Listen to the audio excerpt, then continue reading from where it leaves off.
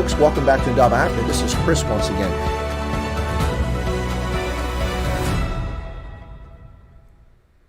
Hello, folks. Welcome back to Chris Wyatt Africa. This is Chris coming to you live from central Pennsylvania. Yes, I am back to health here and wearing a rugby jersey again. And yes, this is the British and Irish Lions series. You've seen it before.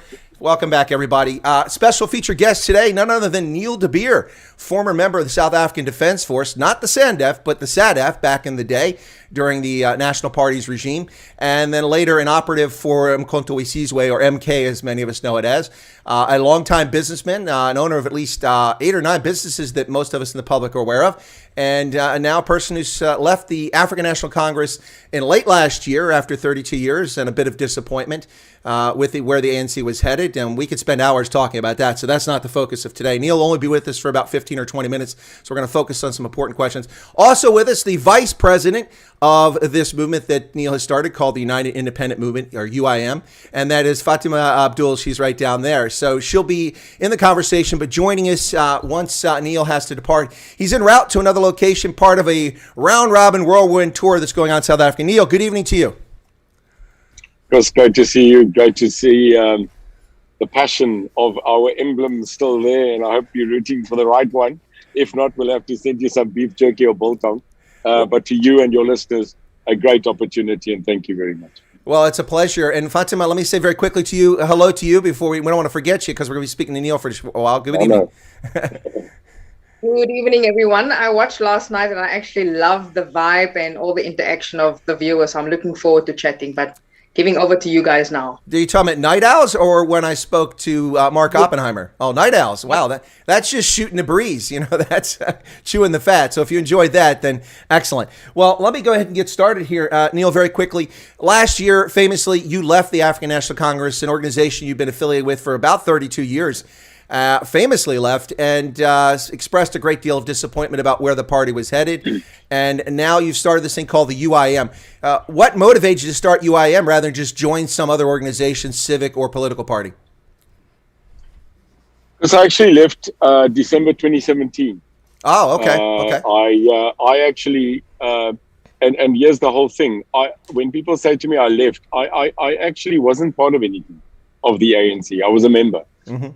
I've never been a politician. I've never been in a council or in any seat in governance of the ANC in its senior level. So when I left the ANC, what I actually meant was I was terminating my membership. Gotcha. And that's all. Fair so enough. 2017, I was at a national conference as a member where Cyril Ramaphosa was being elected as president. Mm-hmm. And in the ANC tradition, they have the political side, and then they've got what they call policy decisions. And the policy decisions they take as the ANC, Chris, that becomes part of the policies of the ANC. And if they win the election and become the government, that becomes the policies of the South African government. And already being in business for the past 21 years, I was sitting there as an ANC member because it's my party. Mm-hmm. And they made a decision on 2 policies which I vehemently, and I'm not the only one, disagreed with. And I got up and I said to them at that stage, comrades, you got to understand one thing. If you are going to do land without compensation as a policy and the nationalization of the Reserve Bank, it's going to cause economic genocide. Yep. Sorry, forget about politics. Yep. And I looked at them and, well, Chris, I was ignored. And they made it a policy. I walked out, never to return. And then last year, a group of businessmen and a group of people that are quite in business and in high-powered leadership in society, and many of them, might I say, also in faith, got hold of me and said to me, Neil, what are you going to do about it? Because you're actually a person that's from the struggle. You're a person that's in the economy. You're an economist. You come from both backgrounds of European understanding, Western ideology, but fighting for Africa for such a long time. What you going to do? And I got up and I went, well, cometh the man, cometh the idiocracy, cometh the hour. And that's it. I started a movement last year. I got up and I said, you know, we've got to now change trajectory because we're entering the abyss, Chris. And that was it. started the movement, and the United Independent Movement got born a year ago, and famously now we are 26 days actually a registered national political party, and that's where we are contesting in this coming elections in the next 7 weeks. Excellent. Well, we could spend, as I said, days abusing the ANC, and they deserve the scorn that they'll get. Sure. They've betrayed the liberation struggle so many ways. But very quickly, just to make a point here, as I try to tell people all the time, people who I think are not particularly well informed, they look around and they say ANC, black folks will always vote for the ANC. Well, the ANC is more than just black folks. I mean, the fact that you were part of the ANC, it's a coalition of a lot of people, Sure. a lot of famous white faces, Barbara Hogan, Joe Slovo, yourself, many others who are affiliated with the ANC. I think that's something we need to dispel right now, is when people think that only black folks vote for the ANC, they're very much mistaken. Well, it was me at a conference in Europe, and I was speaking on behalf of the African Union, Chris, and everybody got introduced. India got introduced, Russia got introduced, Europe got introduced, and then I got introduced, and the guy said, "But you're white. How can you speak on behalf of Africa?" Because you're an African. They are white people in Africa, dude. So I think, yes, you're right. Ronnie Casrels, Joe Slovo, Ruth First, Barbara. We didn't fight because of color, right? Chris. We fought because of dignity, my man. Yeah. We decided that racism does not suit us. Racism does not work in a country where the majority population are not your race. So I didn't fight for black. I fought for dignity. Well, I'll we gave them that. I'll accept that, but I will say that it is ironic that much of what the ANC has been doing has been race-based policies, which have hurt all South Africans. That's the irony of it, and that's where I talk about betrayal of the liberation. But let me move on to some topics we cover very quickly before we lose you here. Now, a topic I've been talking about for many years when I was in intelligence in the U.S. intelligence services, which I couldn't share publicly, and then since I've become a public figure, I've talked endlessly and written about and reported on rural violence in South Africa, the vulnerability of rural South Africans, talking about the murder of farm workers, farm managers, and farmers, plus more. The media loves to spectacularize this and turn it into a white genocide and white farmers being murdered. But we saw a 4-month pregnant Indian woman on losing the track of the name of the farm, but the farm there in KZN last year, whose throat was slit, taken to the bathroom, her 4- and 6-year-old child left. And we've seen a black cattle farmer, successful commercial cattle farmer in the Free State, who was robbed and shot in the head, spent 4 months in a coma, recovered, only to die of his wounds later on. This is not simply an attack on white South Africans, although it certainly affects white South Africans' rural areas a lot.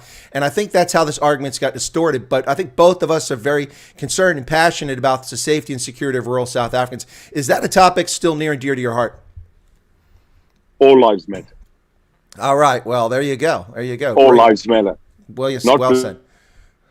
Black lives matter. Not white lives matter, bro. All lives matter. Every life. And a loss of life is a loss of a human being. And that's why I said my campaign is a fight of crime. And it is a fierce fight that I'm fighting. Because, Chris, when we start picking who's man, who's woman, who's black and who's white and who deserves to die, we've lost humanity, Mom. So all lives matter to Neil de Beer. If it's a farm murder, if it is like last night, the shooting of a 12-year-old kid in a gang-infested area that happens not to be white, are we saying that it's a lesser murder? Are we saying that that murder should be discounted? No.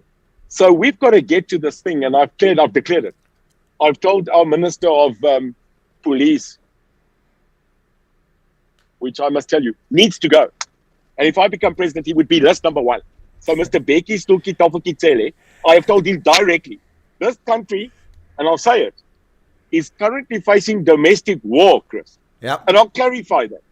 I'll clarify it, and I'll tell you, you being an ex-military man, me being an the minute that in the participation of a crime, weapons of war are used, Chris, de facto it's domestic terrorism. Finished. If you can use an AK-47 or an R5 automatic rifle, you have just escalated the form of crime. Citizens cannot protect themselves against weapons of war, and that is my declaration. We are at a state of domestic war. That's it, Chris. Well, absolutely, and as I've called Bekele himself the gangster in chief for his lack of desire and interest in solving South Africa's cash and transit heist, in its rural violence, in gender-based violence, domestic violence. He seems to be completely absent at the wheel, but he does rock up on the 20th of October at Senegal, sitting in the courtroom with Julius Malema. Yeah, exactly. Yeah, so let me move. But I call him Frikkie. I call Julius Frikkie. Frikkie Malema. There you go. Him. There you go. We can spend hours talking about him, but that's another conversation. Yes. So what are the two topics you just talked about that really concerned you regarding where the direction the ANC was going? Was this expropriation without compensation? One of the things I mentioned about this, and I've said it ever since beginning, trying to alert people to it, it's not simply about land, because a lot of people would be agnostic and go, oh, I don't own any farmland, so what do I care? No. It's a lot more than food security. It's a lot more than protection of property rights. This is a political tool that can and will be used to silence political opponents. Would you agree or disagree with that, or what are your thoughts on EWC? We are drinking the same Kool-Aid. Plain and simply, in modern day era of the economy in the world, Chris, it's not about owning land. It's about what you do with it. Sorry. Human beings are increasing capacity over 7 to 8 billion people in the next 10 years.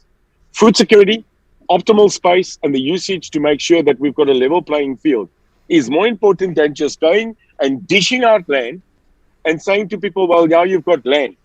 Do we really think that a guy that currently is going to be and take a piece of land that doesn't have a penny on him or her is currently going to be said is free? I'm objecting against that. What we should be doing is going in and saying, here's a piece of agri-land. The government and people that farmed before, that's the crux. Maybe policemen should be policemen, Chris. I don't know. Maybe farmers should be farmers. And here's the opportunity that the ANC, with respect, has missed in land without compensation, is creating a unity state. In other words, going to the majority, yes, sure, ex-white majority, minority, and saying, take hands, because SIPO wants to farm. And he doesn't just want to be a farmer that's of substance. He wants to be a commercial farmer, Chris. Mm-hmm. And the people that are currently, face it, the majority commercial farmers are white in our country. Not all of them, I'll say it, not all of them do not want to get on with it. That is also rubbish. We want to unite, and the way to do it is definitely not the way the ANC is going. Or even thinking the EFF has got a twindling of understanding that we are a democratic, capitalistic, united republic. And they are fighting. Chris, we are more racial today, divided, than pre-94. Absolutely. I'll tell you that right now. Absolutely. And I'm sorry to say that. No, it's really sad. It's true betrayal of the liberation movement. The country seems to be more racialized, and it's being done by its leaders and the people in charge of the country. It's really, really sad. But the ANC wants to put 1 million black South Africans on farms when the rest of the world is reducing the farming population. It's just utter nonsense. And ironically, as you sort of alluded to, and I assume that's where you're going with it, several dozen that I'm aware of, at least commercial white farmers, have gone out of their way to help aspiring black commercial farmers, while the government has provided nothing in the way of adjunct services, of extension services, of credit, of training, any of that stuff. None of the resources. The little bit of land they actually transfer to people, they pretty much go, here, you're on your own most of the time. Well, can I add, Chris? Yes, please. When I did a speech in a informal settlement the other day, mm-hmm. our old townships, we've become so damn politically correct in everything that we are saying. And the hell with that, by the way. I'm not going to be politically correct. Mm-hmm. I'm going to say it as it is, because we have become so used to lies. This country needs more truth. It doesn't need more lies. So I'm saying it as it is. I'm exceptionally upset to the fact that we've got this thinking that the country's population can't think for themselves. Yeah. They can think for themselves. And if we think that the ANC is the be and end all of governance of this country, we've come to the end. Nelson Mandela died twice, sir. He died physically, and then he died in the ANC. That's it. Looks like you've arrived at your destination. Let me just try to milk at least one more answer out of you before you. Sure. Okay. All right. Anytime. All right. So, well, two real quick. You can answer this very quickly. Cape Independence, is this a pipe dream, or is it something that people in the Cape actually are interested in? Because I know that you get all over the Western Cape. I find no problem with an entity, a grouping, an organization, or a nation that wants to govern themselves. I have a problem with the dissolving of a possible republic, should that happen. Now, I am a proponent, I'll tell you that now, and it's not a secret. I am a proponent of a federal government system. All right. A federal government system in this country, like you have in the US, which might not be perfect. Definitely not perfect. But not perfect. But it works. But it works. When you go to Texas, you know what you're going to get in Texas, bro. Yeah, that's true. That's true. So when you go to the South, you know what? If there's a dry state, you know there's no alcohol. Yeah. So our country, if you know this province is Cape, the majority citizens are Cape Townian. In KwaZulu-Natal, they are Zulus. And in Transkei, we've got a majority Xhosa population. What's so difficult? Go back to nations in nations. Mm-hmm. So I think Cape independence has got a system of thought, but sadly, it is my humble opinion that in my lifetime, call it political lifetime of the next 5 to 10 years, I don't think it's going to be realistically possible, Chris. All right, excellent response. Thank you so much, Neil. Last question. This is the most important of our conversation thus far. And that is, now you're a registered political party. Were you able to get candidates registered for wards and or proportional representation anywhere in the country? Do you have anyone that will be standing as a UIM candidate in the municipal elections? Yes, sir. Oh, congratulations. Yes, sir. Congratulations. You did better than the ANC. I am running this thing like a military operation, Chris. All righty. I'm running this, and I am very happy to announce that the UIM, and this is a miracle of God, this is a miracle. We are putting in more than 240 national candidates in 13 municipalities on the 27th of October, Chris. Wow. Now, is that? I mean, is it a widespread or is it concentrated in the Western Cape? No, sir. We are contesting Cape Town, Port Elizabeth, Durban, Bloemfontein, Pretoria, Joburg, and Ekurhuleni. 8 metros. Now, I've got to correct you there, Neil. It's not Port Elizabeth. It's Gqeberha. Yeah, I know. Yeah. And I'm right here. I'm about to address my citizens of Gqeberha. Well, you do speak Xhosa, correct? Not bad. Yeah, you didn't do badly there, I must tell you. Well, here's the funny thing. Gqeberha, that's a Xhosa word. It's not. What is it? What's the origin of it? No, sir. It's Khoisan. It is Khoisan. Oh. There is no word in the Xhosa language which outcome.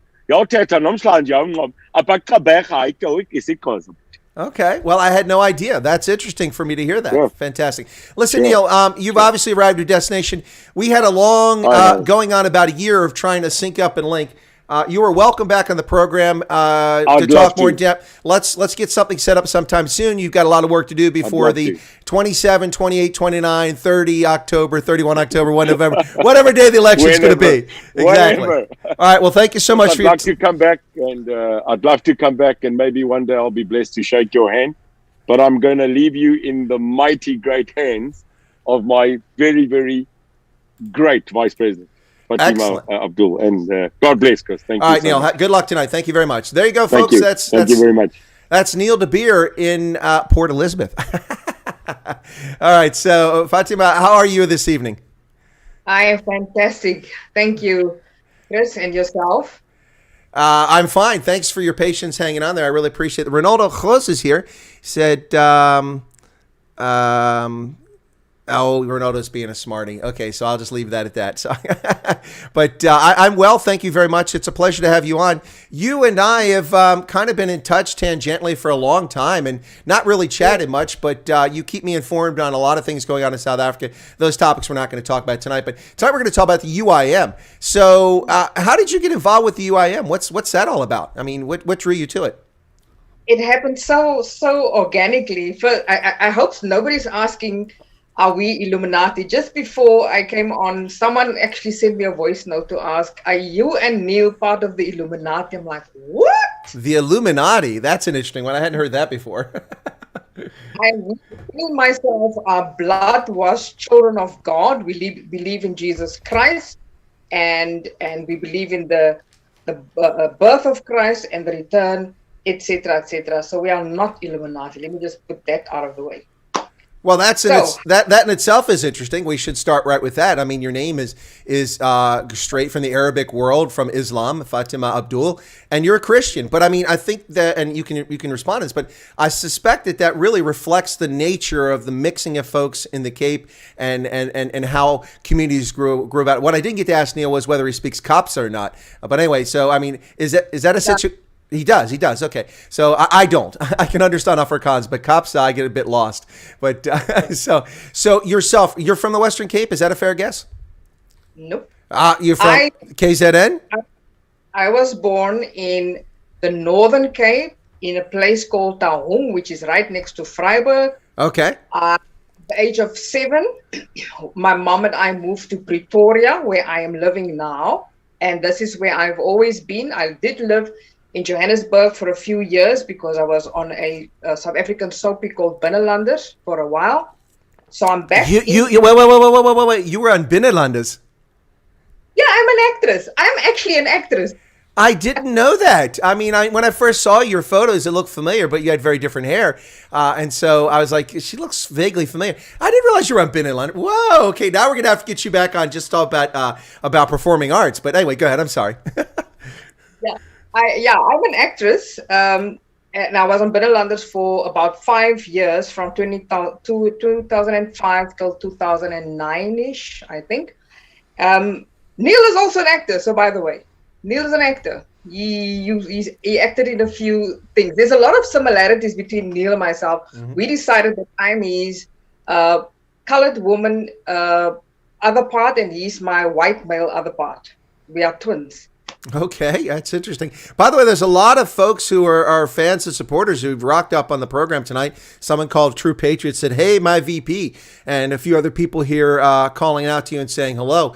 So you've got some fans here. I have to tell you this too, Fatima, is that with my guest of late, I've had good audiences, but this is clearly an audience where you guys have managed to bring some of your supporters into my program. So thank you very much for that, because it may expose them to who I am in my program. So I do appreciate that, because I see some new faces here. Pleasure. So what happened was I went online just like very organically sometime last year or so. I was very irritated by Julius Malema. No, come on. I did some live stuff, but it was more entertaining. You know, I had a caricature character called Antimina that addressed certain things live and so on. But then this specific day, I was addressing this irritation called Julius Malema. I just stopped at a shopping center and I just had to let go because I was bursting in my mind. And I literally said, you know, if I can find Julius Malema, I have to find him in a very dark corner, and I want to just do something. But then I want to run away because he mustn't see me. That video went viral. Within a week or so, it went into hundreds and thousands. I think it's got about 2 million views now. And I couldn't understand what's happening. But anyway, I continued to just vent. I was just venting, basically. But then I realized that people are watching because they feel the same. I am speaking what they are feeling and not necessarily want to say in public. So one day, I watched Neil de Beer a few months ago. I watched Neil de Beer and I'm thinking, who is this white guy sounding like Eugene Terblanche? And I thought, but okay, the difference is he speaks more sense. And I like what he says, but he's got a very huge presence and command over the, when he speaks and so on. And I continued watching him, not knowing that he was actually also watching me. But someone told him to watch me because this person said, you have to watch this woman. she sounds like you, but she comes from another angle. And he watched me. And on that specific day, I literally said to the people, please, if you do yourself a favor, if you want to vote, do not vote ANC, do not vote EFF. You are welcome to choose between the ACDP. So I was at the ACDP then, the African Christian Democratic Party, yep. I wasn't, because the UIM wasn't a party, and I wasn't really aware of them that much at that moment until I saw Neil. So I said, guys, you can choose between the ACDP, the PA, which is the new party, run by Gator McKenzie, and then I said, there's a new kid on the block, the UIM. Mm-hmm. So he watched that, called me up to say, thank you so much for mentioning the UIM, invited me to his talk here somewhere in Pretoria. Fast forward, a few months later, I was getting uncomfortable in the ACDP because of, we're not politicians. Neil and myself are not politicians. We are just willing people that wants to make a difference in our community because somebody's got to do it. So by the time he called me to join the UIM, and not just, he didn't actually ask me to join the UIM. He asked me to be the vice president of the UIM. Mm-hmm. And by then I was already done with the party that I was in. I asked, we said, give me a few days, let me think, let me pray, let me fast, let me just make 100% sure. But as time went by, I knew this is the right place to be. And I said, yes. And the rest, as they say, is history. We fit like a glove and hand because we understand what our mission is. And the most important thing for us is that we are so 100% sure that we have to do what God wants us to do. Because it is politics, but we are also servants in the political sphere. Well, there's a couple things you mentioned there. So first off, number one, word of caution, you aren't politicians, but you're becoming politicians. That's just the nature of it. I mean, ask Donald Trump. He wasn't a politician and suddenly became one. So that's the hazard of stepping into the public ring, but someone has to do it. Otherwise, these permanent political class just hang around and lord over us forever. Now, there's a question in here from one of your constituents, I believe, asking us to ask you about UIM's firearms policy. Do you have a position on firearms in South Africa? We actually, I'm going to share the link, or our whole manifesto is available now. People can go and check it out. And so I'll actually send you the link to it as well.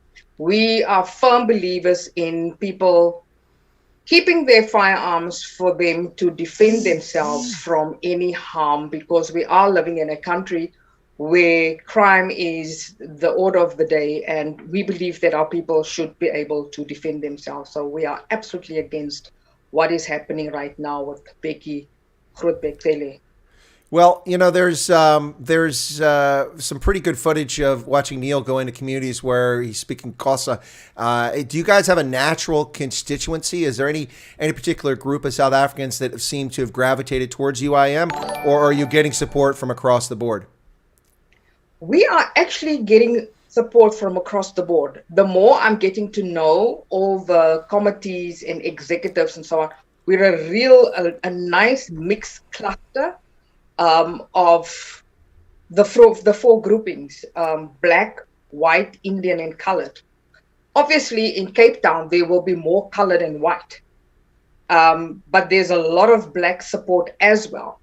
In KZN, it's Indian and black, and a lot of white support as well. So yeah, we're quite mixed. Very representative demographics.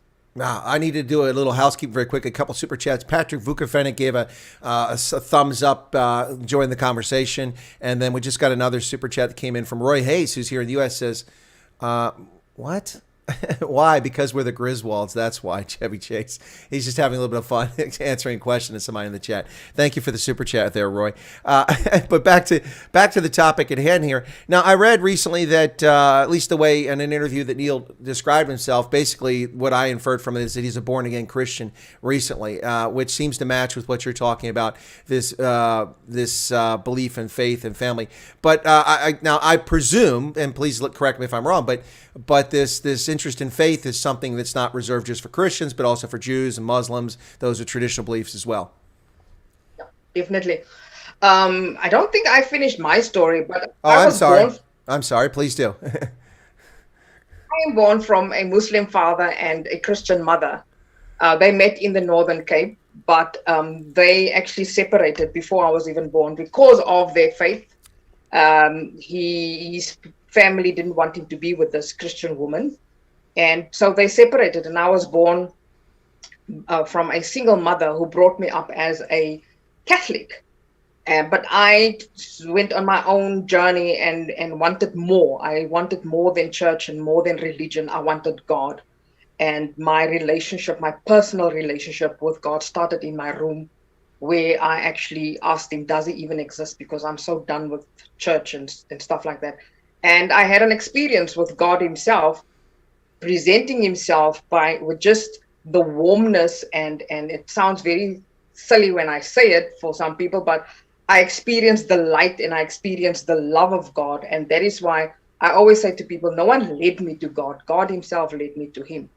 But answering your question, yes, we are a mixed interracial group. We've got Muslims, we've got Hindus, we've got Christians as part of our party, because we're a political party. We're not a church. And we have to be open for everybody. Except, I always say it, we don't do Satanists, because it goes completely against what we believe as Christians. Well, and Muslims and Jews as well. It goes against what they believe as well. So that's a fair point. No, I thought it was important to ask that question because I did read a few comments about Neil becoming a born-again Christian. Also, like your comment there, what you said, Fatima, is that people ask me frequently about my religious belief, whether I have them or not. And what I tell people is it's a deeply personal question, because I'm not a person who strongly believes in organized faith from a standpoint that one must go to church to be a good Christian or go to mosque to be a good Muslim. A relationship, in my view, not to get too deep in religion, but it sounds like it's very much akin to yours. Relationship with a deity is a very personal experience, and you can worship your God in private on your own and have a relationship with God. It doesn't mean you have to go to church on Sunday or to synagogue on Saturday or to mosque on Friday. Those are opportunities for communities to worship together, and that's a choice. But a relationship with your God is an individual one. Does that sound kind of what your thoughts on? 100%. 100%. Yeah. So, I mean, that's I think that's an important distinction, because people always get wrapped, especially, atheists and agnostics, they get wrapped around the axle about, well, I'm not going to church. It's just a way to get money from me, or this, that, and the other. And you're missing the point entirely. That's a community coming together. It has nothing to do with your relationship with God specifically. Anyway, but I don't want to spend a lot of time on that. I just thought I'd share that with you. So you're an actress. Any chance you ever worked with Steve Hofmeyer? No, I didn't. I worked with people like the late Charlene Soorti Richards, Michelle Boertes, Hans Strydom. Especially when I was on Binnelanders, Charlene I met on another set. Yeah, I've played with Patrick Maynard. Have you been in any motion pictures in South Africa? Any movies produced there? No. I was mostly television. That also happened very organically. Most of the things that happens in my life, it's just I get nudged into that direction. I knew that I could act in grade 4 when my teacher told me that I can act. But, it was just something that I did in school concerta. I was just part of the cast, even in high school days. And then, so my teacher, affirmed me and said, "My kind is baie talentvol. My child, you're very talented. You need to be an actress one day." Very important that teachers speak into children's life, because it stays here. So yeah, I got married and I got divorced. And when I got divorced, before that, I used to do community theater touring from place to place doing the set books like Macbeth and King Lear and those books, performing it for the high school children and doing workshops with them. So my acting was there the whole time. Only after the post-divorce, I contacted an agent and said, listen, I want to act. But it was I never aspired to act until I dropped or did on the stage. I did radio work as well. I'm a radio presenter. I used to be a presenter on a radio station called Radio Pulpit, a Christian radio station. And I did some stuff for RSG as well. So my acting was just something that just happened. On the day that I was supposed to call my agent to say, listen, I'm good. You don't have to call me for roles anymore. Because by then I had done Scandal and Song for Katrin. It's mostly Afrikaans stuff, so by the way. And now recently in December, I was on Scandal. I played a very strict auntie. But it's something that it's there. If it's not there, I'm not going to pursue it. You understand? It's just something that I know that I can do. But right now, I enjoy myself more producing. So currently, I'm actually busy with a production called My Heritage, Our Heritage, where I have normal people, artists, storytellers that's going to tell their stories, their heritage stories, because I think the one thing that, and Neil and I have discussed that, is that as South Africans, we never really created opportunities to sit around a table and talk to each other and sharing about our different backgrounds. And so we have perceptions of one another, and sometimes, most of the times, it's wrong perceptions. So this production it's very minimal. It's going to be a 2-hour production that we pre-record. And then on the 24th of September, we're going to broadcast it on a online platform. So people will be telling their stories, doing poetry, spoken word, do their traditional dances. There's going to be a few people that does the Kuku language. That language, yeah. So all of that. So that's where that's my passion. It's feeding the two sides of Fatima, the politics and the art. That's awesome. Hey, folks, you're listening to Chris Wyatt Africa here on the Indaba Africa channel on Monday, the 6th of September, 2021. My special featured guests today are from the UIM, the United Independent Movement, founded by Neil de Beer, who was with us for the first 20 minutes or so of the program. He had a speaking engagement in Gbena, or Port Elizabeth, if you prefer, and actually rode in the van. We rode along with him. He was here for the first 20 minutes or so. Now, continuing on the conversation with me is the vice president of the UIM, and it's Fatima Abdool, actress and performer. Now, let me ask you this question, because I've done some acting. I actually have appeared, and I've got a few Hollywood credits, a couple I didn't even realize till later, but I'm not actually an actor as such. But I've also acted in foreign languages, and I used to perform in German. That's my second language. So my question to you, Fatima, is that obviously, as you said, the programs you've done in television, mostly Afrikaans, but I'm sure that you've had to do English at times when you're acting. If that's the case, is that a weird situation for you? For me, when I was first started acting in German, I wasn't fluent in German at the time. I was proficient, but not fluent. And so I sometimes got a little bit lost because I'd be asked to use a verb that I wasn't familiar with, and I use it incorrectly. I'd act the wrong way. They're like, whoa, wait a second. What are you doing? That's not what that word means. It's like, oh, sorry. Did you ever come across a moment like that, speaking in another language, or is it just second nature? You just pick it up like that? Yeah, I think German it's a bit of a toughie, because there's male and female words and stuff like that. Yeah. No, Afrikaans is my where I am very relaxed, because that's my mother tongue. Yes. I grew up in Northern Cape, so that's the language that I heard for 7 years of my life. But I can express myself in English, because I had a very strict few English teachers that was very pedantic about how we pronounce things and so on. And I can also express myself in Setswana, because that was the language that the people speak in the Northern Cape. Actually, it is now, that portion is now called the Northwest, because it was then Bophuthatswana. Yeah. And for a while, my president was Lucas Mangope. Yeah. Yeah. So that's where I was. But So Botswana yeah, had a very beautiful national anthem. It was a lovely song.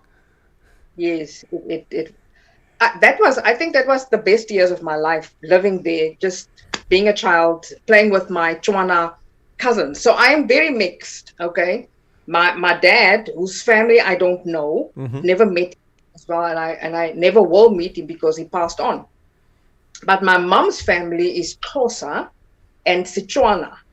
So I grew up with that family of mine, my cousins, my aunts, and so on. So I was the only mixed child amongst them. So I was a bit of an enigma there on the farm playing with my cousins. But then I came to Pretoria, and then I had to switch over and learn English. Because remember, Afrikaans was the first language that I learned. Now And then Setswana. it's interesting because it was a similar sort of situation for us, but on different bases. Obviously, my ethnicity is it's diverse, but it's all Celtic, Scandinavian, Northern European, and that goes back centuries. Whereas in your case, what I'm trying to get at, you've got a very interesting mix there, but it's based on ethnicity and also language and faith. And the thing is that you've had to, because you're kind of an outsider unintentionally, become, I guess, kind of a chameleon in order to adapt and fit into groups. For me, we moved consistently when I was a child all over the country. I was always the new kid, the skinny kid, the kid that didn't fit in. And I had to learn to speak the way people spoke in different places and fit in different places. It sounds like you may have had a similar experience in some respect. I mean, you have a Muslim name or Arabic name. You are a Christian who went to Catholic school, who has Xhosa and Tswana background as well as. So you really, you I think are a good example of why the concept of racism is the dumbest thing ever. We're Homo sapiens. We're all one race. If we weren't one race, we couldn't knock boots and have babies. It just wouldn't work. Definitely. I'm also, my mom's father is Khoi, so Oh, I am new South African as possible. well, that's a question what I wanted to ask you because you mentioned where you live there, which is now Northwest Province, and what was of course Bophuthatswana at one point. But did you have any experience with any Khoi, any sign groups anywhere near you? Did you not growing up at all? Because these groups are of course heavily been repressed throughout history, and they're still not getting attention. We've seen the Khoi San King, and the gentleman who calls himself the Khoi San King, in front of the Union Building for 3 years. The ANC will not even talk to him about recognizing them as the First Nations. Yeah, yeah, there's an ander tamaletjie. Let me put it in Afrikaans. It's another story. Well, when I grew up, my granny, she's actually my mom's aunt. Remember, my mom's mom is a Xhosa lady. Mm-hmm. So my mom's she's from Uppington. So she's the one that brought me up in Afrikaans. And the reason why that happened is my mom had to go and study nursing in KZN. So she had to leave this 6-month-old baby with someone, and my mom wanted me to speak Afrikaans and not Sesotho. Remember those years, it was better for your child to be brought up Afrikaans or English instead of Tswana or Zulu. No. So that granny of mine, she herself, she is a Khoi lady. She's mixed as well. But that's the only reference. But coming to Pretoria, I met with the Griqua people and I met with the Khoi people, not necessarily the San, because the Khoi and the San are two different. Sure, of course. Groupings. So, I did experience him. At some stage, I was actually asked to be part of a committee and so on. And I was, but there was so much infighting and power struggles and stuff that I thought, no, this is not for me. I can't do that. My philosophy even today is, and I'm telling people directly, stop fighting about stuff like that. Stop fighting about titles. Stop fighting about who is the original leader, who is the descendant of what Griqua king and whatever. Focus on getting your property back. Focus on getting the land back. Focus on title deeds. Focus on legal stuff. Because while you are fighting about identity, somebody is taking your land. So much for fighting. Well, not just that, not just the question of land. It's also you're not developing your community. You're not enriching. You're not developing entrepreneur skills, building businesses. You're squabbling over, who is descended from Adam Koch or whatever the case may be, which is, I think, is where you're going with that. No, I think it's a very good point. This is a fascinating conversation, but I think we probably should switch back to the UIM since that's kind of we could do this on another day, Fatima, because this is you and I. It sounds like could talk for hours about many, many different topics. I think interesting. But before we get off of that, I did a video not all that long ago, and it's a really tragic. As a polyglot like yourself, speaking multiple languages, as a polyglot, I encourage people to learn other languages. Of course, I don't think it's something that should be compulsory, but I encourage it, and I really have a special affinity for languages which are threatened. And many languages around the world are threatened, thousands of them, not the least of which is Nu, which is a sign language, which there's only one first language speaker of it left, 88, 89-year-old grandmother. And I did a video about Nu. I don't know, are you familiar with that language? Have you heard about it? They've actually did a commercial recently for Capitec or something like that, highlighting her. She's the last first language speaker. Her granddaughter's trying to save the language, and they're teaching kids, but I'm sure a lot of the language will be lost. It's kind of sad. Yeah. It's called the Kuku language, Kukuhuak. Yeah, no, it's really sad to see those things, but hopefully those languages can be saved. I think that as humanity, whenever a language disappears, we lose part of our patrimony, part of who we are, because languages are unique. And I first learned this when I learned German as my second language, and I discovered that if you wanted to insult someone, you didn't use like English profanity, which is also in German, but the F word and things like that. That's not what you call people animals. Like call the worst insult in German is call someone a donkey or an ass, which in English you just call someone a jackass. It's like it's no big deal, But if you say that in German, man, that's fighting words. So what I learned is that was one of the first things. The other thing is that the way the language is constructed says a lot about a people and how they are. English is very adaptable, as is Swahili. We accept loan words, borrow words. Afrikaans is the same way. When it clustered together as a language, it brought lots in from Malaysia and Indonesia, and also from Khoi and San languages. But languages are fascinating. So I'm getting off topic there. Let me get back to UIM. So we talked about firearms.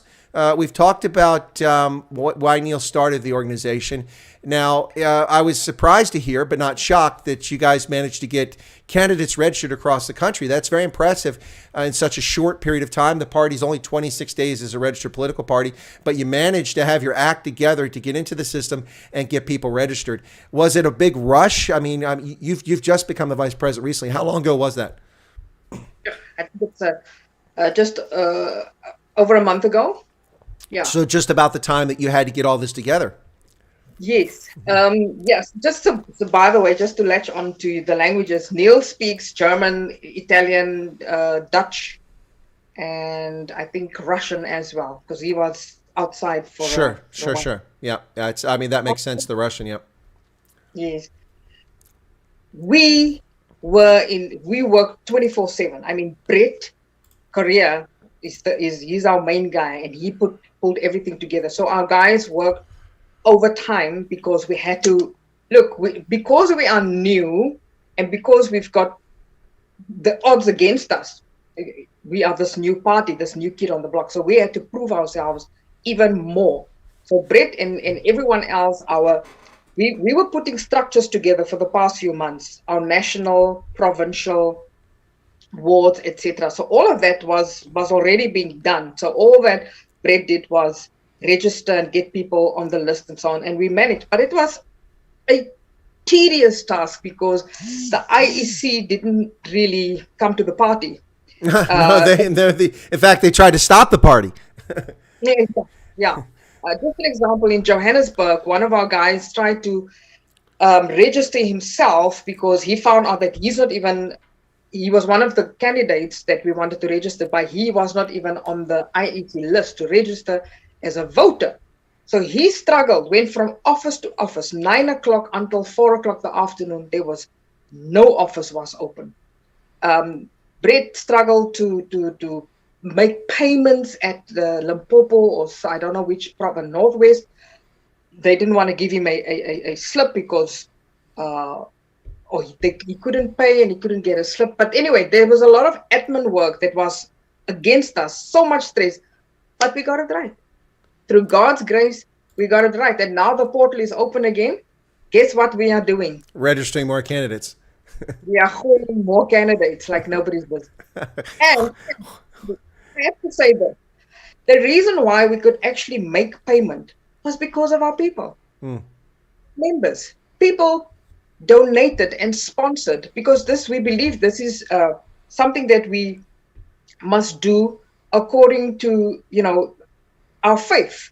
So we put out there, and people just latched on. Aunties, they donated their last 50 rands. People donated big sums. Everyone was just on board because they wanted change. Well, what's interesting here, I have to say this, is that I kind of dismissed UIM when it was announced, just like I've dismissed one essay as just, another thing out there, particularly with the concept initially that, well, we're here just here to, teach people about their civic entitlements and responsibilities. That's all fine. I appreciate that. But I kind of dismissed them as a political movement, both groups initially, because the discussion of supporting independent candidates, that's all fine and dandy. But if you're helping independent candidates get elected, then they don't owe anything to you. They're just independent candidates, and you don't really have a party position. So I think it's wise that the UIM decided to become a political party. That seems to have made some sense. That gives you a chance to coalesce, build strategy. I hate the terms comrade and manifesto. That's very Leninist and Marxist. I hate those terms, but that is the norm in the vernacular in South Africa, so I get it. But I prefer to say party platform instead of manifesto and party members. But I think the party platform is helpful, and I will now be paying attention to the UIM, particularly for this. But let me ask this question, Fatima. I think it's a fair question. Do you think it's realistic that you all have a chance, and you don't have to give any secrets away if you think you're doing well, but do you think it's realistic to have a chance to win any council or and get a mayorship somewhere, or does UIM, because of the short time frame here, see itself more as gaining some seats to show that it can be effective, and then being perhaps part of a coalition? Yeah, exactly that. Last night, Neil and I discussed it. He asked me what would be a success for me concerning the UIM during those elections. And obviously, me being female, I want a lot. I think him, if number one, if he becomes the mayor of Cape Town, that'll be an absolute success for me personally. And if we have at least one seat in the 8 metros, that'll also be a plus for us. And he said, you know what, for me, because Neil is a much more modest person than I am, I suppose. He said, even if we just win one seat in 1 metro, for us it's still a win because we are such a young party. So we measure our success, and our benchmark is we're not benchmarking ourselves against other parties. We are benchmarking ourselves according to our abilities and what we have put in so far.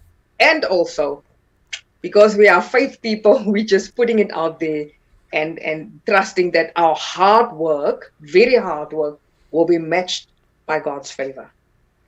Well, that's an awesome statement, the way you said that. Folks, if you're not a subscriber to Chris Wyatt African, if you're new here, you're just discovering us because of our conversation tonight with the leadership of the UIM, hey, take a moment and become a subscriber. Today, absolute special price. It costs nothing to subscribe to the channel. We're not going to charge you anything. Of course, it always costs nothing to become a subscriber, but smash that button right below the video. Also, if you're looking for information about the UIM, how to join it, what it's all about, different links to Fatima's page as well as Neil's page, all of that's in the description below the video as part of the Indaba conversation with Chris. So feel free to check that out. Now, when you said Neil is modest, I have to say that you obviously know him on a personal level far better than I possibly ever could. But from a external view, that seems very much diametrically opposed to who we see. Neil seems very confident, at times overly confident about things, and not particularly modest. So, but that may just be a persona that people put on.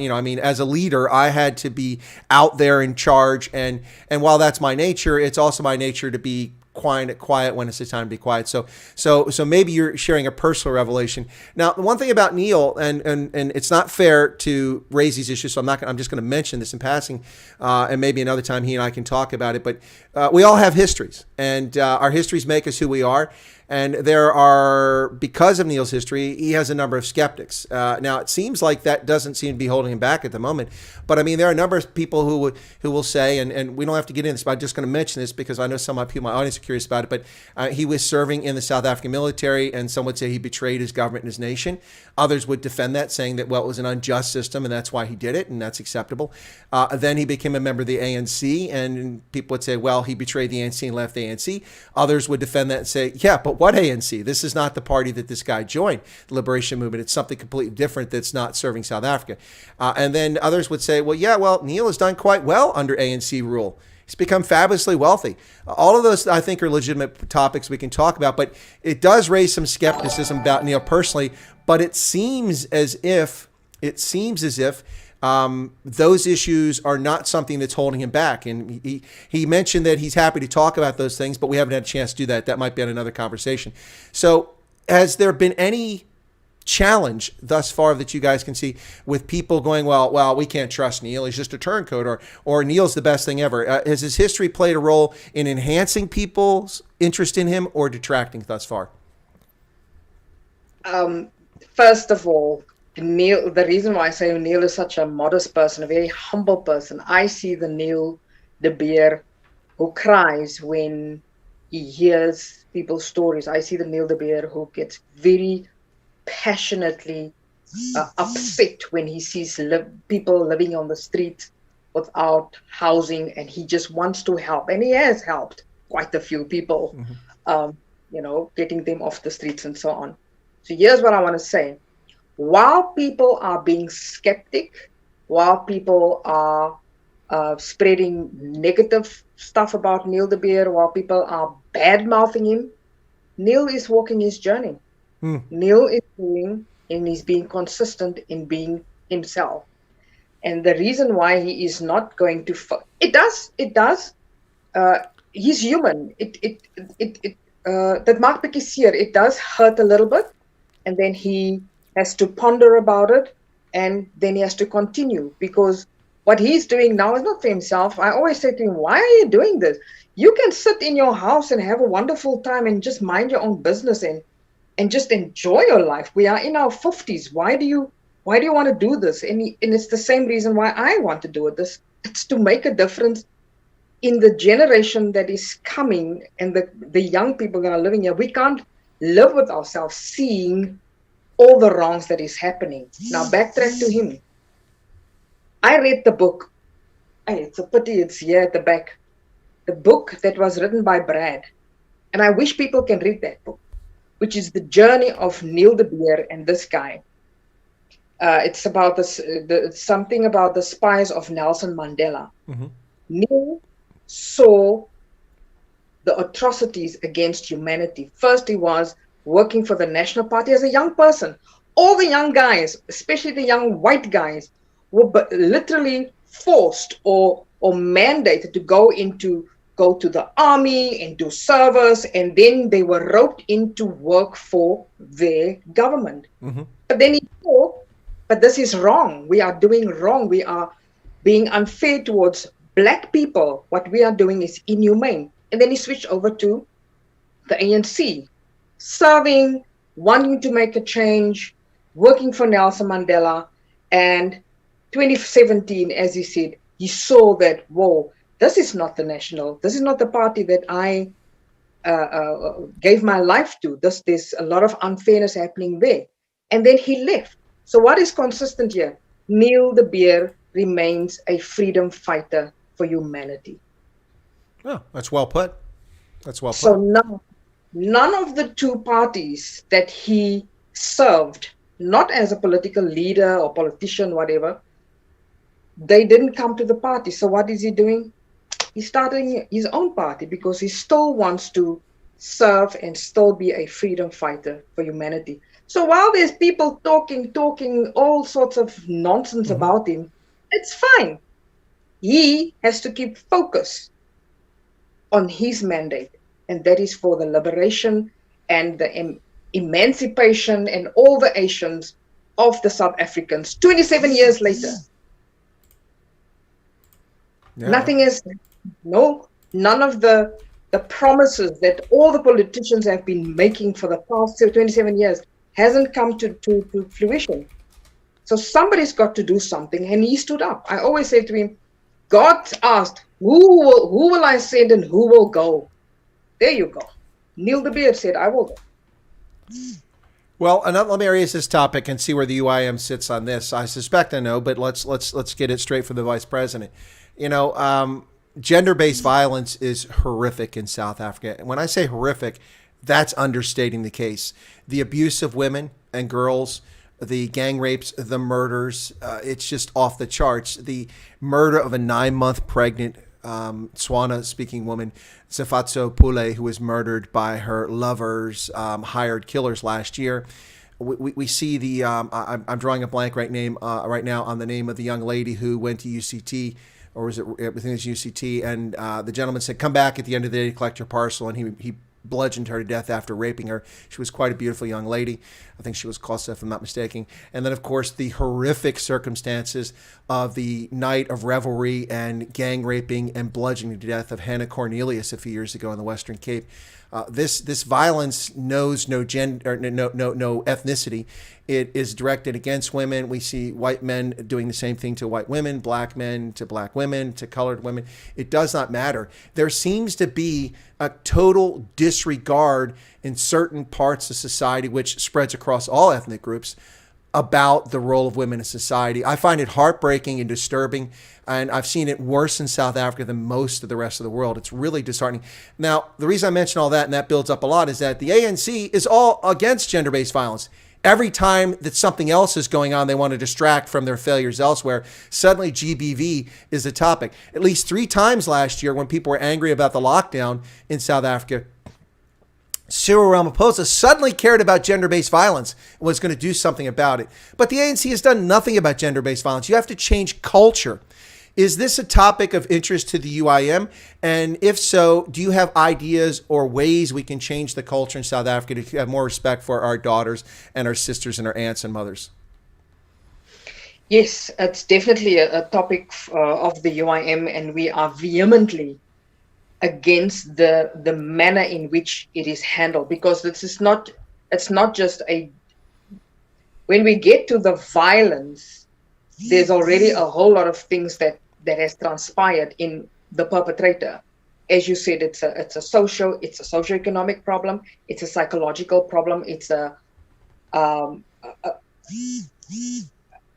of the problems that happens, especially now during this time, is the fact that a lot of focus is being placed on empowering women. My daughter always asks, now what about the men? What about the young boys?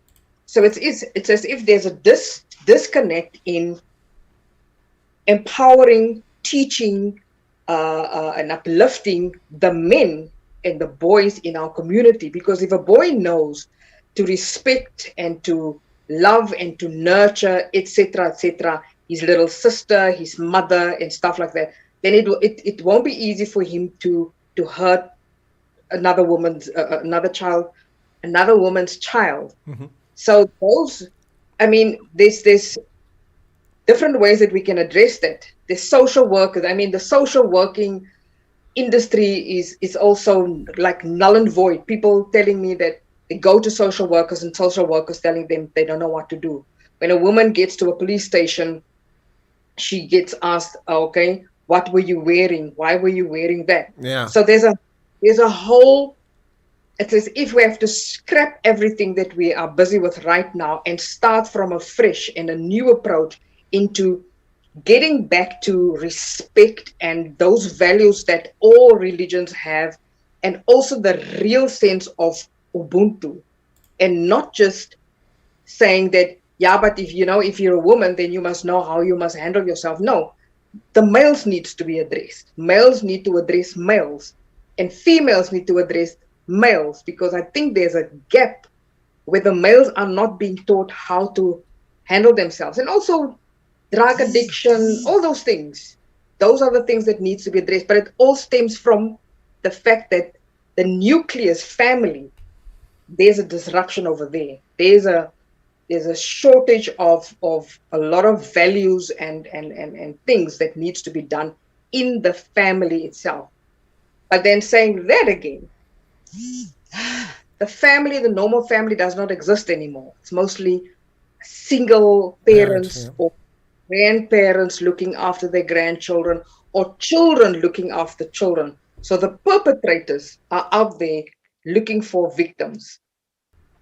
And yeah, that is so yeah, we are looking at different programs, but it has to be done collectively with community members, professionals, etc., etc. So it's a holistic approach, not a Band-Aid, press release like the ANC seems to take towards it. I would agree with you. I think that's really, you have to change the culture at the root. Otherwise, you don't. One of the things I found most disheartening, one of my earlier trips to South Africa about 21 years ago, I was in KZN and visiting schools there and doing other things, traveling around. I came from Rorkestroof, went to Isandlwana and traveling around Dundee and places like that. And one of the things I discovered is that it was quite the norm in that part of the country for prepubescent and pubescent girls to sleep with their teachers for grades. It's quite disgusting and vile. And for a number of reasons, never mind the fact that sleeping with 11, 10, 11, 12-year-old girls, that's just a crime to begin with. The social, psychological trauma, the physical trauma that comes along with that because they're not prepared for sexual activity. And then on top of that, 75% of these male teachers in KZN were HIV positive at the time. So they are infecting with sexually transmitted infections and likely HIV and unwanted pregnancies, all that stuff. And people turned a blind eye to it, Fatima. I had conversation with people, like, they don't want to talk about it because it's uncomfortable. Well, then it persists. It's like incest. It persists. If you don't talk about and expose it to ultraviolet radiation, then it persists. And I think that's part of the conversation in South Africa, is people actually genuinely, heart to heart, need to talk about these issues all the time. Not when some lovely young lady is murdered by a scumbag at a post office, or a 9-month pregnant mistress is murdered to get rid of her and her fetus. It's something that needs to be talked about all the time. Would you agree? Absolutely. I read an article. 23,336 girls between the ages of 9 and 16 have fallen pregnant between last year, April, and now. Yeah, well, by their teachers. And so here's the thing, that is rape. Yep. It's statutory, it's rape. Yep. But then society wants to bring in stuff like tradition and culture, saying that, certain things are permissible. But it's also because in some households, that child is literally selling her body for an income for the community or for the family. So they won't address it like you and I would address it. Right. So it's a sick cycle, because that child brings in a little baby. Now that baby makes that child qualify for the SASSA fund. So those are the things that... That's the perversity of trying to help people. We wound up with generational welfare families in America as a consequence, starting in the 1960s with the Great Society, of giving overly generous benefits to unwed mothers, which prompted an explosion of unwed mothers. In fact, in America, if you go back 50 years ago, 90% of births, or 85-90%, were legitimate. Children were the product of a marriage. Even if it was a last-minute shotgun marriage, they were the product of a marriage. But today, 78% of black children are born illegitimately in this country. That's a shocking figure when we have 45 million black Americans. 78% of black children born illegitimately, especially for a community that's traditionally been deeply a community of faith. It's crazy. But it doesn't stop there. We see that 45% of Hispanic children are born illegitimately. 25% of white children are born illegitimately in this country. And even today, in a community which has become more diverse because of the Pacific Islands and places like that, but in a community like the Asian community, which used to be less than 2% illegitimacy, they're now pushing 10% illegitimacy. And in no small measure because people from Samoa and Guam and places like that have very different mores and values when it comes to premarital sex than, say, Japanese, Chinese, or Korean families. It's quite a disastrous development. And that's not a religious statement, although faith, as you alluded to, certainly is a solution to fix this. But the bottom line here is that that's atrocious. When a single mother, often young or underage, is forced to raise a child on their own or with the help of an extended family, that's not a healthy situation. You need two parents actively engaged with the child, mentoring, nurturing, and raising that child in order to have a healthy member of society. And I think that this is the root of much of our evil in South Africa and in the United States is illegitimacy and single parent families. The other thing that should also be much stricter in South Africa is the justice system, because a lot of SAPS members now, the real, legit, good SAPS members, talking about the South African police, they say they're getting tired because they apprehend the assailant, the rapist or the murderer and so on. And then a few months later, after the court case, a justice would find the person, would dismiss the case because there was no proper evidence, or whatever, the docket is gone and so on. So you see rapists and all sorts of horrible people still walking the streets. So then the message that some people get is, oh, okay, they got away with murder. Yeah. So there must be stricter and harsher, like life imprisonment. It shouldn't be like 25 years, life imprisonment. The one thing that we will never say is we want the death penalty back, because the current justice system and the legal system is not, of good quality, because a lot of innocent people will be put to death, and we don't want that. But we want harsher punishment for people who do things like that, like go and work in the mines or wherever, just do hard labor. Because right now, these guys are sitting in jail, they're having free meals, and we are paying for them. We are maintaining them. So the punishment must be much, much harder than it is right now.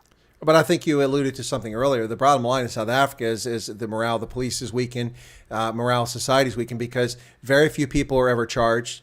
Even fewer are ever brought to trial. Even fewer of those are ever convicted, and even a tiny, tiny number actually are incarcerated for these crimes: cash in transit, gender-based violence, rape, murder. The list is endless. I think this all has a lot to do with what has become a culture of impunity in South Africa, in which criminals can do whatever they want with impunity. I mean, we saw this recently in the assassination of Babita Deokaran, a courageous woman who was gunned down. Fortunately, her child, she dropped off at school, so the child's life wasn't lost too. They waited to murder her outside her home.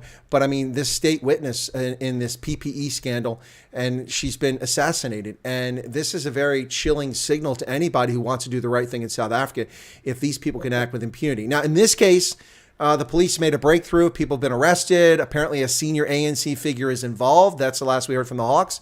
I wish the Scorpions were still around, because I'm sure they would have cracked this thing wide open by now and already be prosecuting these people. But that culture of impunity, I think, is one of the corrosive factors in South African society. Mm-hmm. No, definitely. And as you said, people keep quiet. They don't want to say a lot. They don't want to rock the boat. And because of that, we are perpetuating criminal activities in our community and in our country, per se. So, and the other thing that really bothers me is that sometimes state witnesses and those types of people are not really being protected the way they should be.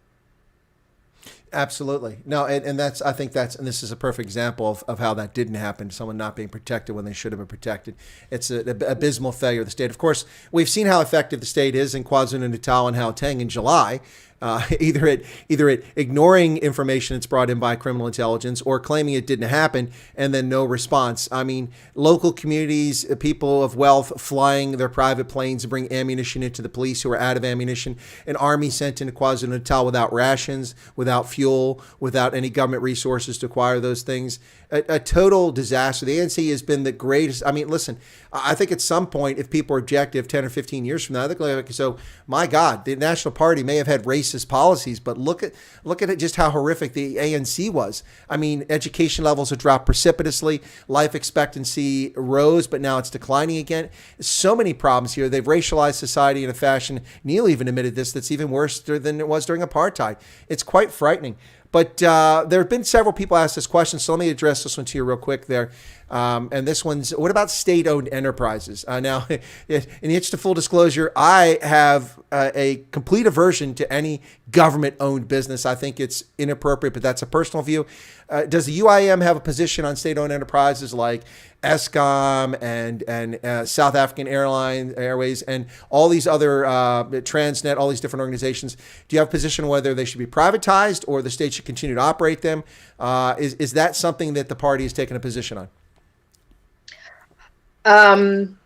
The party's position, I'm going to speak under correction now, is that it currently, is it working for us? No. So obviously, because it's not working for us, the notion or the idea is that it should be state, not governed, but state. My English is getting done now. State, they must give the money. Yeah. Not sponsored. Subsidies. Subsidized, but private companies that have an understanding with the government as to how it should run. Then private companies, people that are experts, or companies that are experts in that specific department, like the SAAs and the metro rails and those type of entities. Let them run it with an agreement with government. I mean, that will make a lot of things so much better, and there will be actually profits coming in, because right now we are feeding the beast. We as South Africans fed the SAA with billions, and now it's redundant. It does not even exist anymore. Mm-hmm. So clearly that didn't help. The South African Broadcasting Corporation, same thing. Most of the parastatals in South Africa, actually all of them, they are not working because there's politicians sitting up there just feeding themselves. So give it to the people that can actually do it. Well, I'm all in favor of privatization. It's worked incredibly well in most places where it's done. There have been mistakes in some places, but that's because of corruption, not because of privatization itself. In fact, my position for Eskom, instead of the idiotic way that the ANC is divided into a transmission company and a production company, and so three different companies, all of which are wholly dependent on each other, I think was foolish. What I would have done is geographically broken it up in ways that the offspring could become profitable and have a large enough consumer base to make them profitable. And that's what I would do, and privatize and sell them off. There's nothing wrong with keeping a stake, in my view, for the public. In other words, you create a national sovereign wealth fund and say 25% of each of the 6 entities you spin off from Eskom, that stock and equity goes into a national fund. And then the money that's generated off of that could be returned to South Africans. And you could even make it a means tested thing, saying that, look, if you're fortunate enough to be a South African who makes R1 million a year, then you wouldn't get anything from it. But if you make 500,000, you get, this a little bit. If you're desperately poor, you would get a larger portion of it. And then you build a shareholder society rather than a welfare society, so that people in South Africa say, oh, look, if the electric company is successful, I get money back because, I get a check from this fund. That's how you do it. And we've flipped the script around the world. Even here in the U.S., we're handing money out to people not to work. Our fast food restaurants, McDonald's, of course, but I don't know if you're familiar with ours. We have one called Wendy's here in the States. The local Wendy's here in the town where I live was closed for 6 months. You could go through the drive-thru and produce carbon and pollute the environment and sit in line for 20 minutes, but you couldn't go in the restaurant. Not because of lockdown, not because of the Rona, but because they couldn't find anybody to work there. The government extended unemployment benefits for so long and then threw a bonus on top of that, which meant that many people were making more money sitting at home. Of course, they weren't making any real money. That was just debt that my government poured on, which I have to pay back so that people can sit on their duff at home. And I can't go to the restaurant because they can't get people to work. Our restaurant only opened in June because all the high school students finished the academic year and they don't have jobs, so they can't get unemployment. So they have to go get a job, and they're eager to work and make money. So suddenly everybody was 16 years old working at Wendy's, and I could go to Wendy's once again. That is a perverse situation. And South Africa, unfortunately, seems to be headed that way with this basic income grant. That's just crazy. I mean, I appreciate poverty. I mean, I grew up without electricity. I used an outhouse or outdoor privy, as you guys call it. And I had to fetch water from a cistern so that we could bathe and cook with, milk cows, collect eggs every day on my own. So I've lived in poverty, and I've never been wealthy, but I've been, upper middle income and then, all that whole spectrum. So I can appreciate when people don't have. But giving isn't the answer. Not that way. Help, teach a man to fish, right? Don't just hand him a fish. Yep. We actually have, but I'm not going to divulge too much, but we have a policy on this whole SASSA grant as well. We're not going to take it away, but it will be implemented completely differently, bringing back the dignity and the gift of work.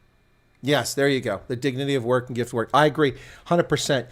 Listen, we could go on for hours, it sounds like, especially get back talking about culture and acting and language and all that. But Fatima, I have to say my many thanks, Ke ala boa, merci mille fois, bye bye donkey, for coming on and getting Neil to come on the program. That had become not really a running joke, but kind of a sore point on Chris White Africa because of the miscommunication with the other people who've been working around Neil. And I even got cheeky one day on one of his live streams, and people started jumping all over me. And I said, no, I'm just saying, hey, the guy promised to come on my program. He never did.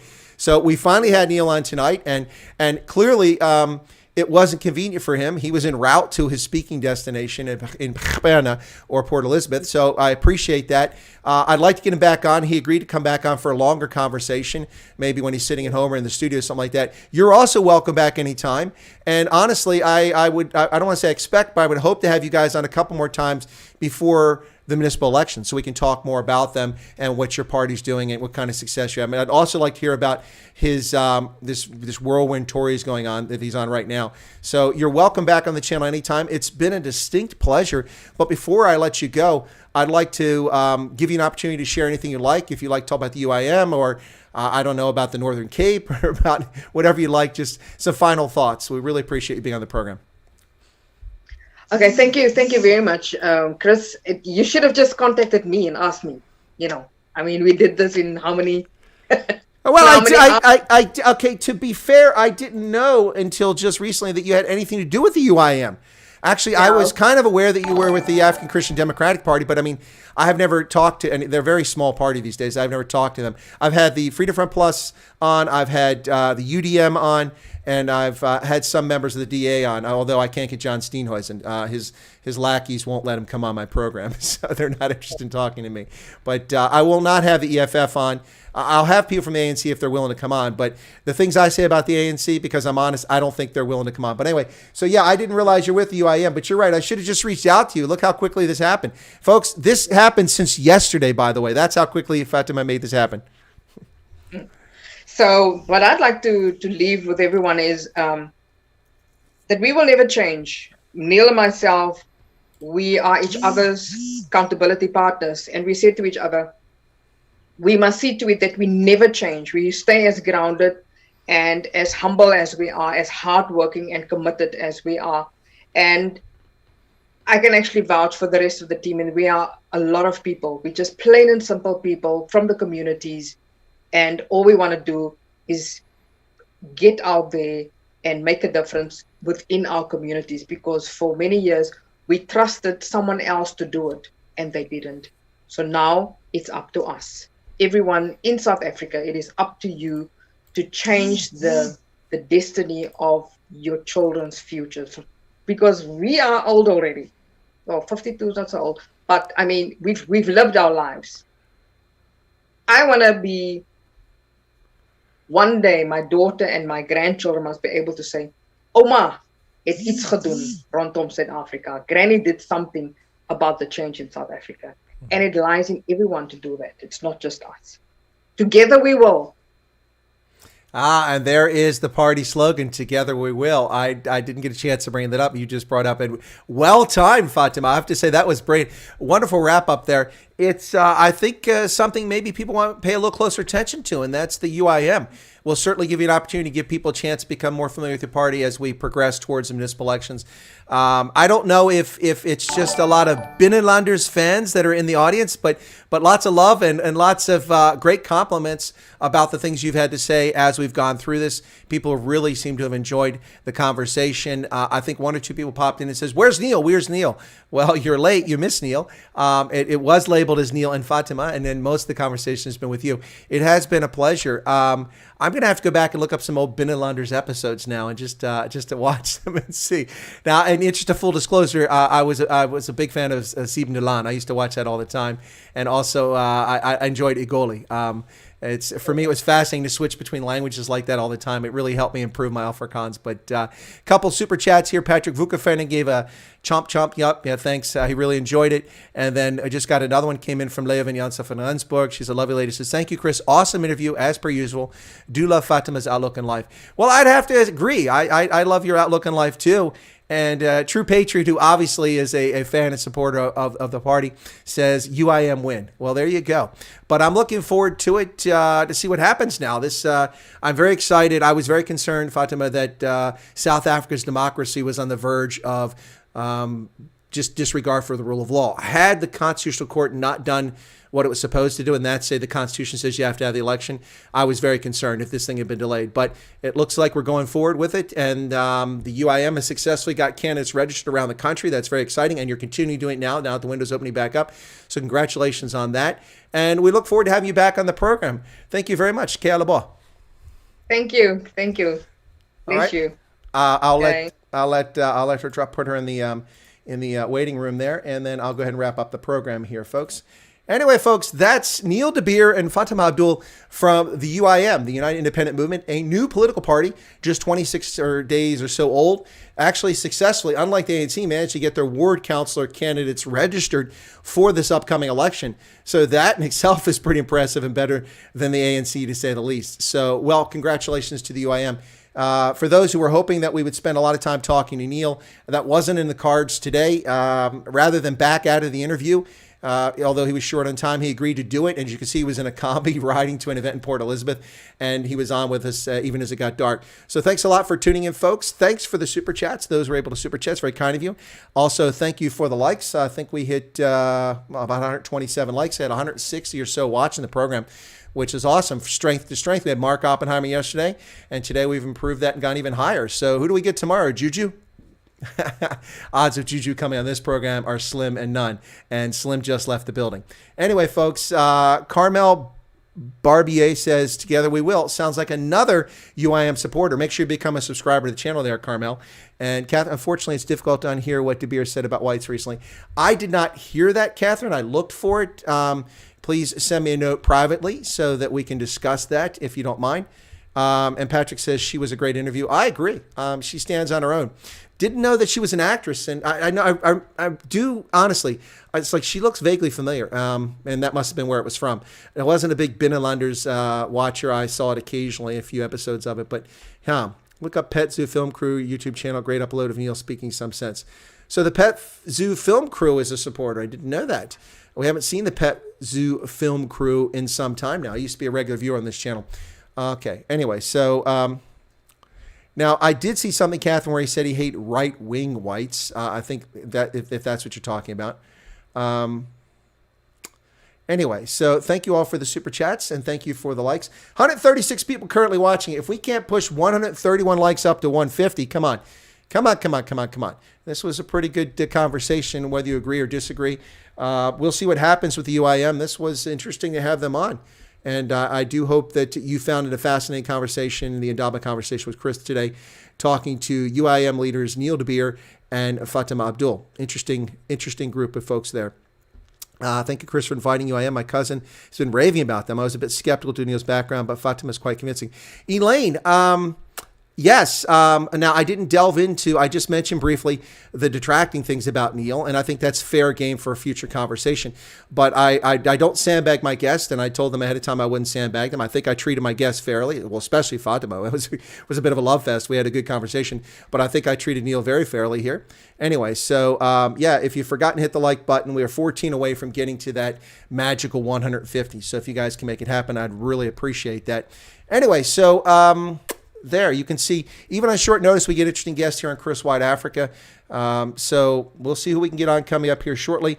I do need to reach back to the UDM's now vice president, whose information was given to me by General Bantu Holomisa, but I hadn't had a chance to get in touch with him. Also, a very fascinating American who is a South Africa Springbok rugby fan. He's got a small channel, but he's done quite well with his video viewing on there, doing better than I am at the moment. So I'm going to have him on sometime soon to talk about the Springboks and how he became a rugby fan and one for South Africa. So lots happening. True Patriot says, liked and subscribed. Well, thank you, True Patriot. I appreciate that. And I'm glad we get a chance to get Neil and Fatima on here to share their views. Let's see what else. Hey, Wendy Stewart. Good to see you again. Billy B, must be more difficult to get divorced. Huh? What you talking about, Billy B? I've missed something there entirely. Anyway, that's it, folks. 139 currently on the likes. Mary says, I'm so angry with the IEC. Mary, why are you angry with the IEC? They have been put back in their place. They tried to stop this election, but it failed. Anyway, folks, thank you so much for for watching today's program.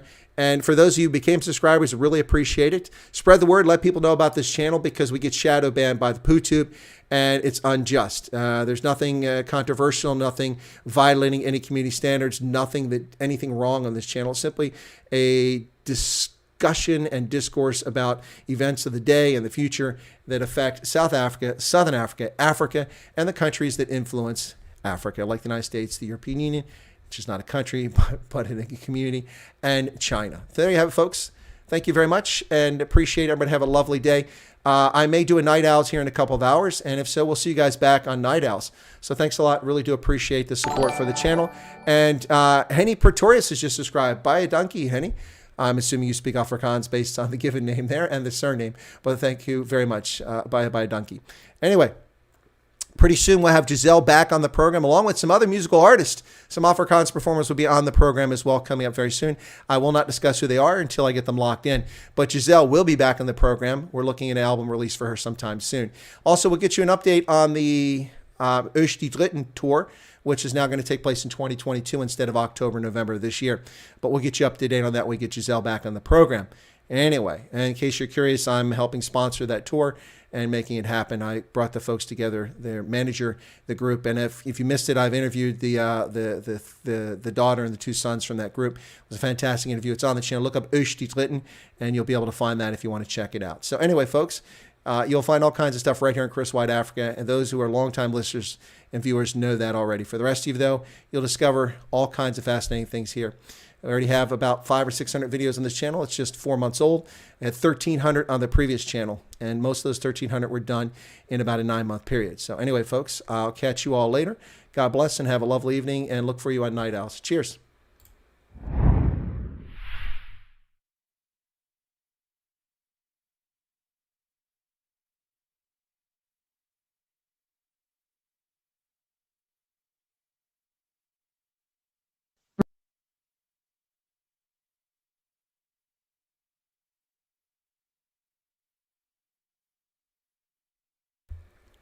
Night Owls Marie Devanaga is always at 21:35 South Africa time, 9:35 p.m.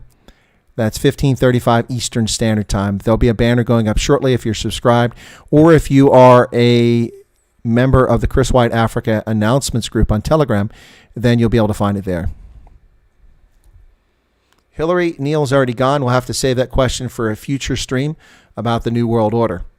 So please hang on to that thought, and we'll do it on a future stream. 149 likes, 83 people still sitting in the audience. Somebody's got to smash that like button and put us at 150. Come on, make it happen, folks. Make it rain.